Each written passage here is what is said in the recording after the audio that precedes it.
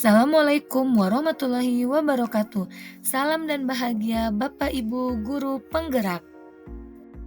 Saya Fenty Yulianti, calon guru penggerak Angkatan 10 Kabupaten Garut, Jawa Barat.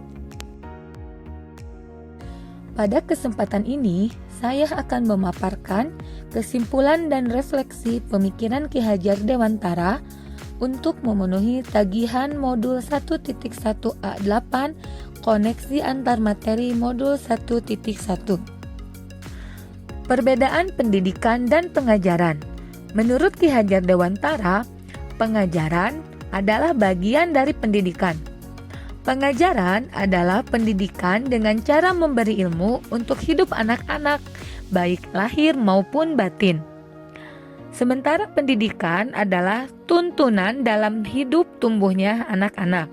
Maksudnya, menuntun segala kodrat yang ada pada anak-anak agar mereka dapat mencapai keselamatan dan kebahagiaan yang setinggi-tingginya baik sebagai manusia maupun sebagai anggota masyarakat.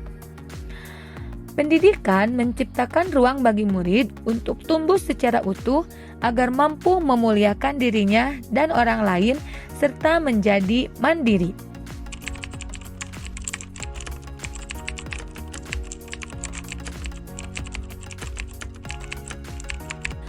Sebelum mempelajari modul 1.1, saya berasumsi bahwa murid hanya sebagai penerima pengetahuan, sehingga adanya pendekatan transmisif, di mana saya bertindak sebagai sumber utama pengetahuan dan murid berperan sebagai penerima pasif dari informasi yang saya sampaikan.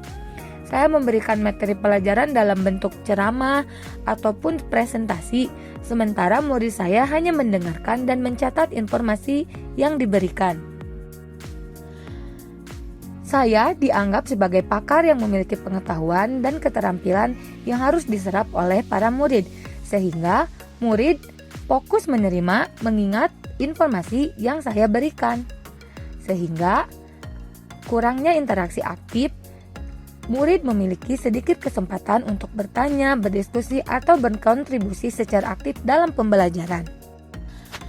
Yang kedua, saya berasumsi bahwa pembelajaran hanya sebagai proses mengajar, sehingga saya meyakini adanya teacher center, di mana saya beranggapan bahwa pihak yang paling penting dalam proses pendidikan adalah saya sebagai seorang guru.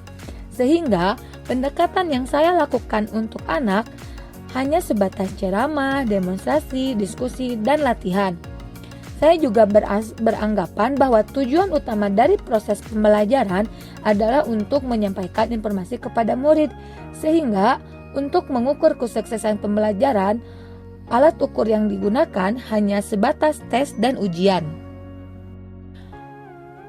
Dulu pemahaman saya tentang pembelajaran lebih terfokus pada kurikulum nasional atau lembaga pendidikan, sehingga dalam proses pembelajaran saya mengejar materi yang telah disediakan oleh kurikulum, sementara pencapaian anak saya abaikan. Selanjutnya, penekanan pada prestasi akademik. Dulu, saya lebih cenderung menilai keberhasilan murid berdasarkan pencapaian akademis mereka, seperti nilai ujian, ulangan, atau tes, tanpa memperhatikan secara komprehensif perkembangan mereka dalam hal karakter, budi pekerti, keterampilan sosial, ataupun kreativitasnya. Selain itu, sebelumnya saya mungkin lebih banyak menggunakan pendekatan yang tradisional, seperti ceramah, latihan, ujian, diskusi, tanpa banyak mempertimbangkan gaya belajar individu murid atau memberikan pengalaman belajar yang beragam.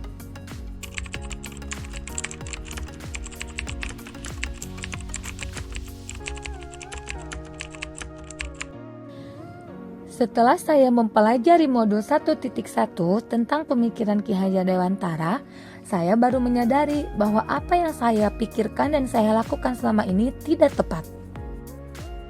Setelah mempelajari modul 1.1 ini, saya akan mulai melihat murid sebagai individu yang unik dengan kebutuhan, bakat, dan potensi yang beragam. Saya akan lebih memperhatikan perkembangan mereka secara menyeluruh termasuk aspek akademis, aspek emosional, aspek sosial, dan juga aspek fisik.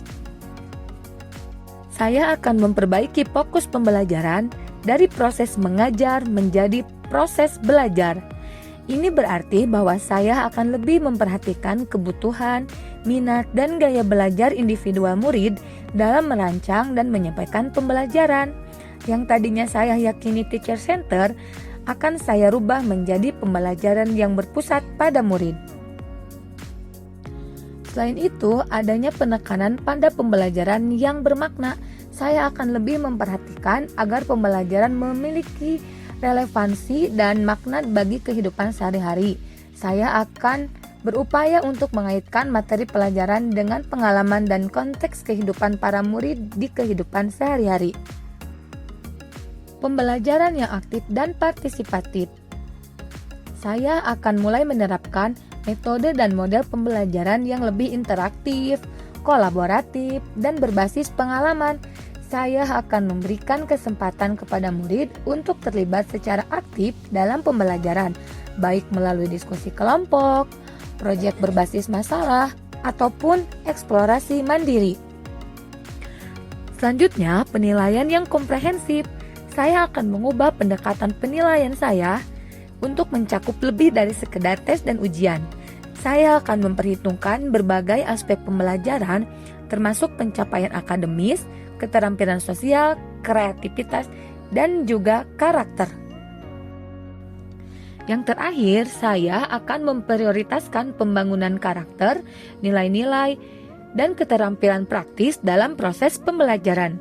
Saya akan berusaha mencari cara untuk membantu murid mengembangkan sikap positif, kepemimpinan, kerja tim, serta keterampilan seperti pemecahan masalah dan kritis.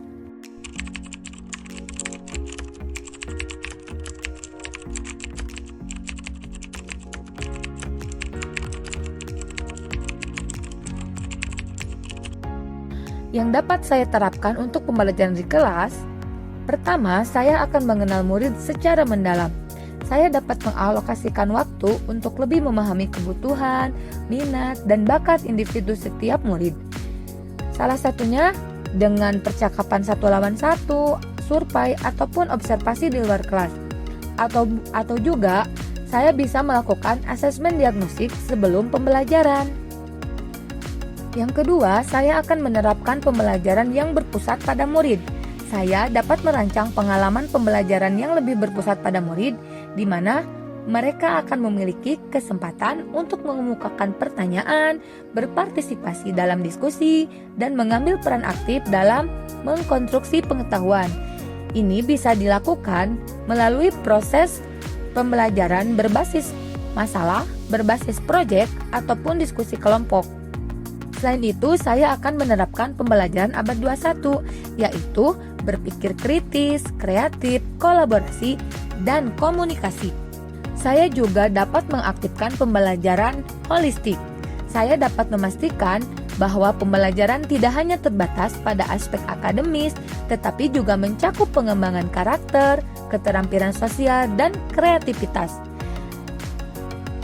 Dan yang terakhir, pembelajaran tidak lagi menuntut tetapi menuntun, seperti yang dijelaskan oleh Ki Hajar Dewantara pada Asas Taman Siswa, bebas dari segala ikatan dengan suci hati mendekati sang anak, tidak untuk meminta suatu hak namun untuk berhamba pada sang anak.